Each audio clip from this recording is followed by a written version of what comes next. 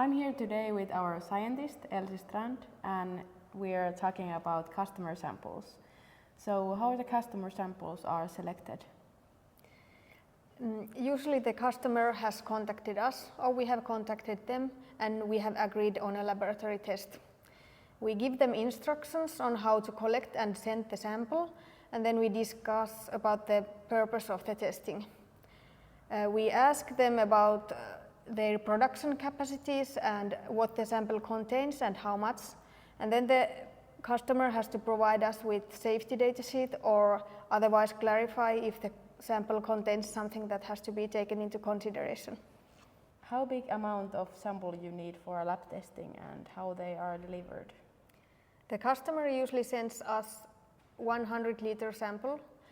A minimum volume for testing would be around 50 liters, but since we don't know how many filtrations we have to perform, it's safer to provide us with a 100-liter sample.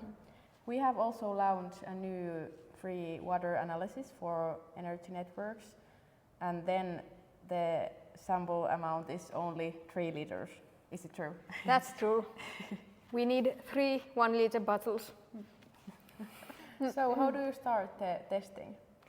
If necessary, we determine the particle size distribution and the amount of solids in the sample. That helps us to define the pore size for the filter we are going to test first. And what happens after you have selected the filter element? Then we perform the filtration tests with one or more different filter elements. That helps us to find the most suitable pore size. We calculate filtration capacity and separation efficiency. We also measure TSS from the reject sample. During the filtration, we observe the performance of the self-cleaning technology.